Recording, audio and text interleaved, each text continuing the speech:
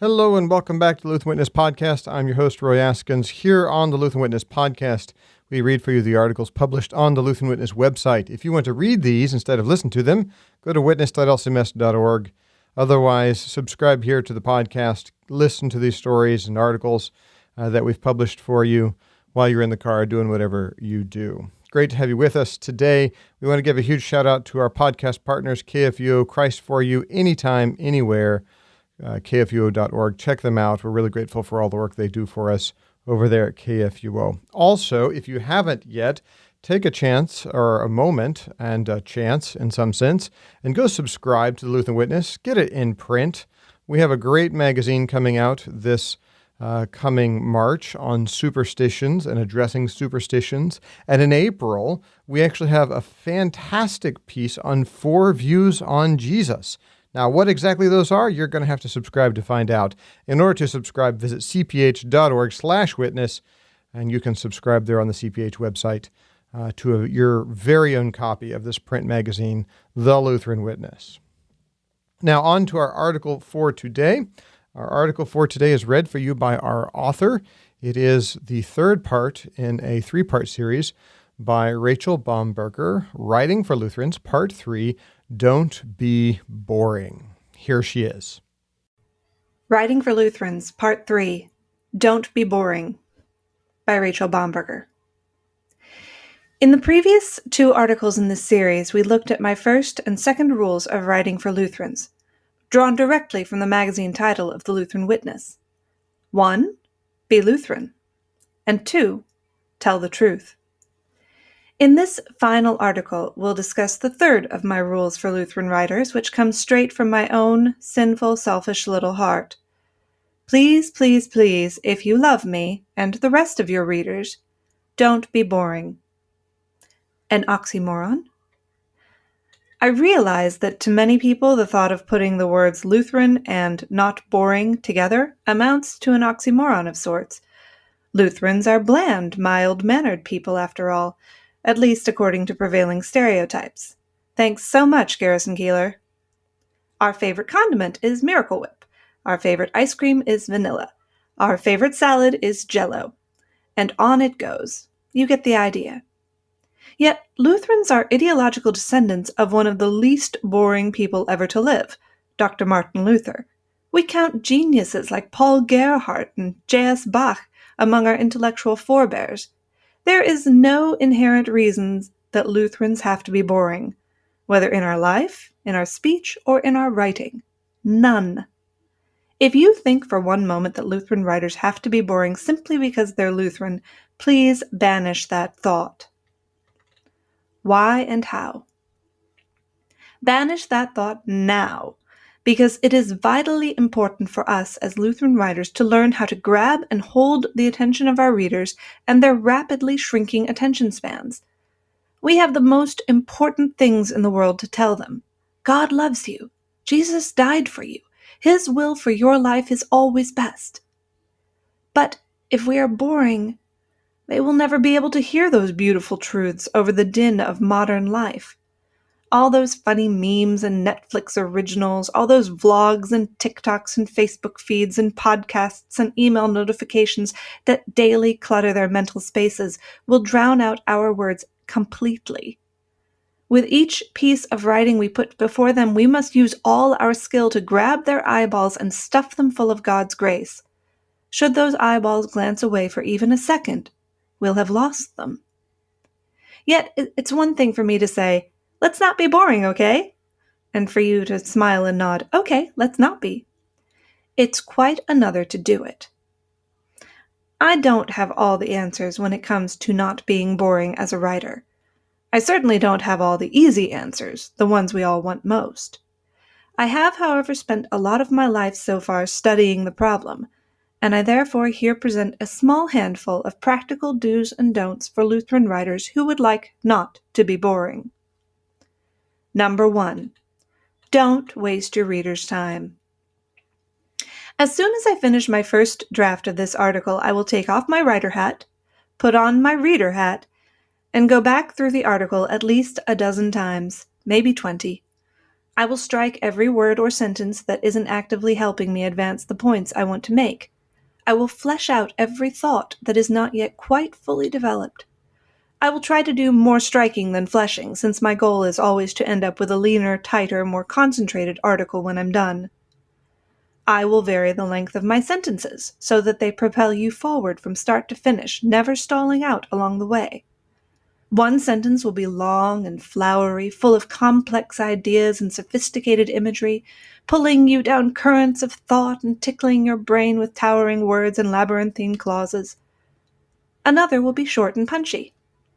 I like variety, and whether you know it or not, so do you. I'll add bullet points and catchy subheads. I'll break up long paragraphs so that they're easy to digest and process. I'll read the entire article at least once out loud to myself so that I can tune the music of the words. I'll double check to make sure that the ideas are carefully and logically organized so that you won't get lost on the way. I'll do whatever I can to keep your eyes dancing along the page or screen and prevent weariness. In short, I will invest my time in careful planning and editing so that you don't have to waste yours reading. Number 2, don't give them a reason to leave. It happens all the time. I start reading a book or article and then I leave. Recently, it happened while I was reading an article about the troubling legacy of racist attitudes at a well-known military institute. The article stated that Confederate General Thomas Stonewall Jackson taught at the Storied Academy after the Civil War ended in 1865. Except he didn't. He couldn't have. Stonewall Jackson died in 1863 after the Battle of Chancellorsville from wounds sustained in a friendly fire incident. Now, Jackson did teach at the school for a decade before the war, so perhaps the patent falsehood I encountered was just a silly typographical error. Yet, it's a pretty serious mistake to make in an article about the lingering legacy of slavery, especially if we understand the Civil War as a major turning point in America's attitudes toward that evil institution. For my part, I closed the paper in a huff and picked up my phone to find something else to read with my morning coffee. If the author couldn't take the time to get his facts straight, why should I waste my time on his article? It happened again a few days later while I was reading an article on a book publisher's website that turned out to be riddled with typos. Really, I thought, nose in the air. They have a cadre of professional editors on staff and can't be bothered to proofread a blog post? From typos to sloppy fact-checking, careless work damages your credibility and breaks the trust you have with your readers. It also breaks any spell your words may have on them. One moment they're sinking deeply into your rhetoric, the next they're scrolling on. Don't give them a reason to go. Number 3, do capture their imagination. Once upon a time, my pastor husband used to ask me what I thought of his sermons. He doesn't do it as much now. Perhaps he got tired of me sounding like a broken record in response. It was good, really good. Except, well, it needed more stories. I never can seem to get enough stories. By stories, I'm not necessarily referring only to cutesy anecdotes. Rather, I'm talking about those moments when you pull slices of life into your writing and use language to capture the imagination of your readers. A story doesn't have to be long or drawn out to be powerful. I've told several stories in this article already, including the one that opened this section. Once upon a time, my pastor husband used to ask me what I thought of his sermons. He doesn't do it as much now. There are only 2 lines in that story, but if I've done my work well, you should be able to fill in the rest with your imagination.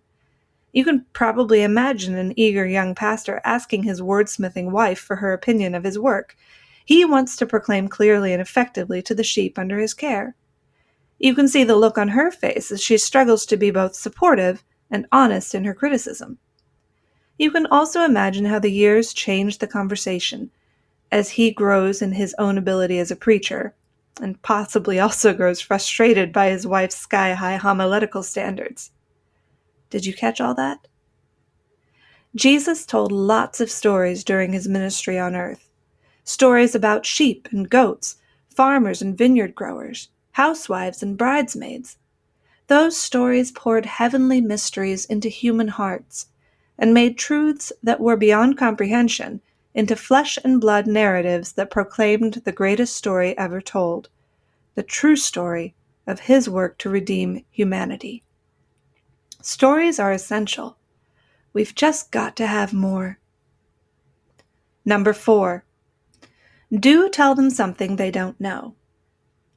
As I write this paragraph on the day after Thanksgiving 2020, I still have this morning's local front page newspaper headline fresh in my mind.